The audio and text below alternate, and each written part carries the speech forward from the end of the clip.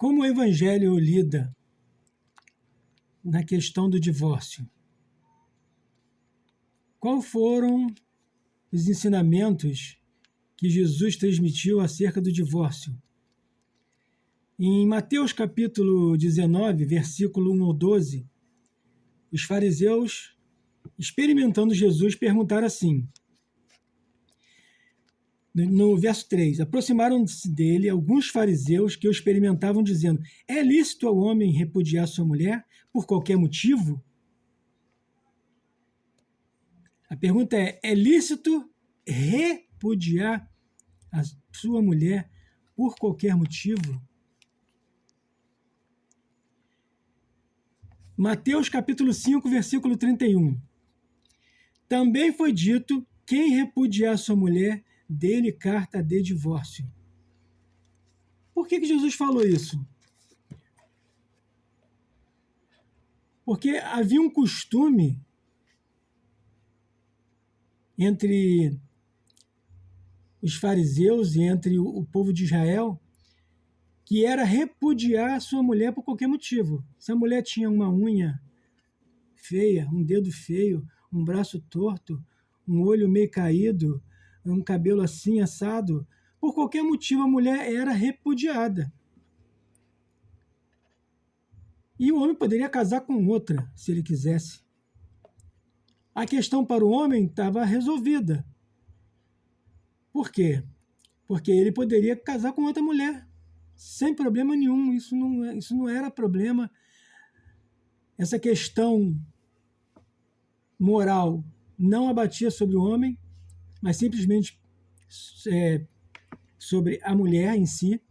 Tanto é que quando levaram a mulher adúltera, lá no capítulo 8 de João, para Jesus,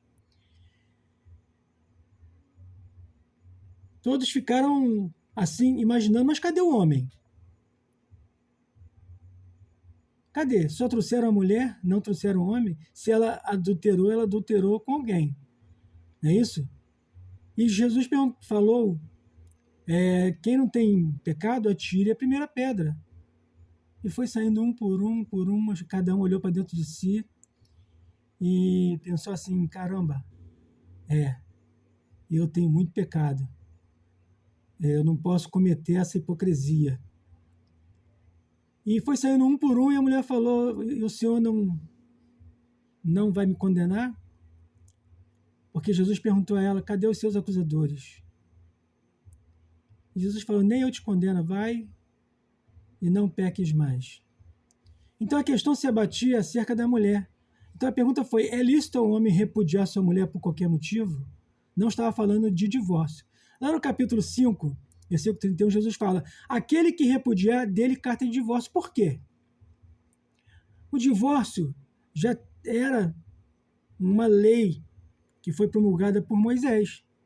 E Jesus nem entrou nessa questão da lei, porque o próprio Moisés teve uma segunda esposa, teve uma segunda mulher. Então Jesus nem entrou nessa questão da lei. O que Jesus estava pensando era no sofrimento que aquela mulher ou que aquelas mulheres passavam ao ser repudiadas pelos seus maridos. Porque no momento que ela era repudiada e não recebia a carta de divórcio, ela não tinha o direito de casar com outro marido, arrumar um outro marido, porque ela era considerada adúltera. E muitas vezes ela tinha que se prostituir para ganhar o seu ganha-pão, porque uma mulher repudiada, ela não tinha, ninguém queria mais casar com ela. Ela estava condenada a viver na mendicância. Não tinha, naquela época, como se diz, a pensão alimentícia que é obrigado os homens a darem quando separam de suas mulheres, principalmente quando têm filhos. Então, naquela questão, Jesus estava pensando na misericórdia. Dele carta de divórcio. Agora, por que muitos casamentos... Agora vamos vir para os nossos dias de hoje. Por que muitos casamentos são infelizes? E eu digo que na questão dos evangélicos, olha, eu vejo muita infelicidade. pela questão moral, pela questão religiosa. E que Jesus jamais, jamais, jamais, jamais entrou nessa questão, na questão moral. Lá no capítulo 4 de João, a mulher samaritana, Jesus falou: chama o teu marido, traz ele aqui, eu não tenho marido. Ele disseste bem, não tem marido, que tiveste 5 e o que tens agora não é seu. Paulo, lá no capítulo 7 de Coríntios, vamos ler aqui capítulo 7 de Coríntios, algumas perguntas acerca do casamento. E eu tenho certeza que muitos casamentos, eles acabam e ficam no teatro, no fingimento, durante muito tempo, porque as pessoas, por causa da religião, por causa das questões morais, elas não se separam, não se divorciam e ficam empurrando com a barriga, sendo infelizes. Vamos ler aqui. 1 Coríntios capítulo 7. Ora, quanto às coisas que me escrevestes, bom seria que o homem não tocasse em mulher. Mas por causa da prostituição, tenha cada homem a sua própria mulher e cada mulher o seu próprio marido. O marido pague à mulher o que lhe é devido, e do mesmo modo a mulher ao seu marido. A mulher não tem autoridade sobre o seu próprio corpo, mas sim o marido. Da mesma sorte, o marido não tem autoridade sobre o seu próprio corpo, mas sim a mulher. Não vos negueis um ao outro, senão de comum acordo por algum tempo, a fim de vos aplicardes a oração, e depois vos ajuntaste outra vez, para que Satanás não vos tente pela vossa incontinência. Digo isto, porém, como que por concessão e não por mandamento. Contudo, queria que os homens fossem como eu mesmo, mas cada um tem de Deus o seu próprio dom. Um deste modo e o outro daquele. Digo, porém, aos solteiros e às viúvas que lhes é bom se ficarem como eu, mas se não podem conter-se, casem-se, porque é melhor casar-se do que abrasar-se. Todavia, aos casados mando, não eu, mas o Senhor, que a mulher não se aparte do marido. Se, porém, se apartar, que fique sem casar, ou se reconcilie com o seu marido, e que o marido não deixe a mulher. Mas aos outros digo eu, não, Senhor. Se algum irmão tem mulher incrédula e ela consente habitar com ele, não se separe dela. Se alguma mulher tem marido incrédulo e ele consente habitar com ela, não se separe. Porque o marido incrédulo é santificado pela mulher e a mulher incrédula é santificada pelo marido crente. De outro modo, os vossos filhos seriam imundos, mas agora são santos. Mas se o incrédulo se apartar, aparte-se. Porque neste caso o irmão ou a irmã não está sujeito à servidão, pois Deus nos chamou para a paz. Não é isso? Então, a questão hoje do casamento, ela é uma questão que ela se abate sobre todo o casal. Não importa se ele é evangélico ou não. Porque todo mundo tem um sonho de casar e ser feliz. O cara lá arruma a menina bonita e o sonho dele é casar com ela e ter uma vida maravilhosa, de amor, de carinho, de carícias, de um ato conjugal sadio e dando-se um ao outro. E aqui você vê que Paulo ele orienta para uma coisa que ela é essencial no casal. Essencial. E que muitas vezes não é observado por causa da religião, por causa dos costumes das igrejas, né, que colocam a questão moral e se metem no casamento do casal, né, que não se aparte um do outro, a não ser por consentimento mútuo. E você, meu irmão, o teu corpo não é teu, é da tua mulher. E da tua mulher, não é teu. Então não negue a ela o que ela quiser de você. E você, mulher, Lembre-se, o teu corpo não é teu, está aqui. Teu corpo é do teu marido e não negue a ele nada, porque senão você está deixando de cumprir o evangelho. E tudo por consentimento. Tudo que é feito por consentimento, não há problema. Evangelho é ético, não é moral. Então, se você ama a mulher te ama, ninguém tem que se meter na vida de vocês. Um casal entre quatro paredes é um casal e acabou. Se o anjo entrar ali, expulse o anjo. Se Miguel entrar ali, bota Miguel para correr. Bota Gabriel para correr.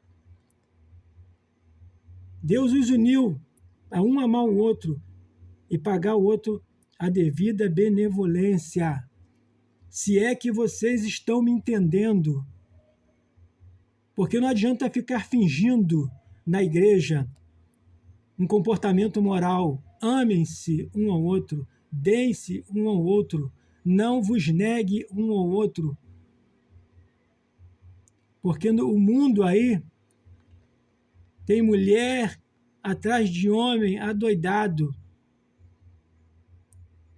Porque os homens não estão sendo homens. E tem mulher adoidado também aí. Tem homem adoidado. Aí precisando de uma boa mulher. Mulheres precisando de um bom homem. E por que você vai jogar o teu fora? Você vai jogar a tua mulher fora. E não dar a ela o que ela quer. E é por isso que os casamentos estão acabando. Principalmente no meio evangélico. E fica aquele fingimento, aquela hipocrisia dentro da igreja. Então, se não se suportam mais, separem-se e se divorciem. E cada um vai cuidar da sua vida. Não fica fingindo algo que não é. Porque isso aí deixa a pessoa maluca, doida, por causa de questões morais, ao qual nunca teve isso. Jesus nunca falou de moralidade, sempre foi ética. Sempre foi ética, ele nunca jogou moralidade em ninguém. Quando ele falou para a mulher, vai e não peques mais, porque o salário daquele pecado dela ali era o apredejamento, era a morte. Não era por questões de sexo. É porque o salário dela seria a morte por apedrejamento. Então você, meu irmão, você, minha irmã, cuide da sua vida, cuide do seu casamento. Para de ficar escutando esses senhores da religião que querem jogar areia no teu casamento, na tua vida conjugal. Ame a sua mulher, dê bastante carinho a ela, você também, mulher, dê bastante carinho ao seu marido, não importa de como for. Se os dois se consentem, parte para cima e sejam felizes. Porque é isso que o Evangelho ensina. Ensina que o casal tem que se amar, tem que ser feliz, para que o seu casamento não acabe num divórcio litigioso, numa coisa que leva até as vias de fato e leva a uma traição. Aí sim, aí a coisa fica feia. Não deixe chegar a esse ponto. Não deixe chegar a esse ponto. Mas veja o que Jesus falou sobre divórcio, sobre repúdio, porque a pergunta era, é lícito um homem repudiar sua mulher por qualquer coisa? A orientação de Jesus para aquela época foi, pode repudiar, mas dá carta de divórcio. Deixa sua mulher livre para ela casar com quem ela quiser, para que ela tenha sustento. Hoje as mulheres têm a pensão, hoje as mulheres podem trabalhar, tem programas sociais que ajudam a mulher que está sozinha, mas naquela época não tinha. Então que você possa entender o Evangelho, que você possa estudar, que você não seja enganado pelos senhores da religião, que acabam fazendo com que um casal viva infeliz e cometam até uma traição, que aí a coisa já fica pior e a consequência é mais séria e traz muito problema para a vida do casal, para os filhos, por causa de, às vezes, uma questão moral. Que Deus possa falar no teu coração nessa noite, em nome de Jesus.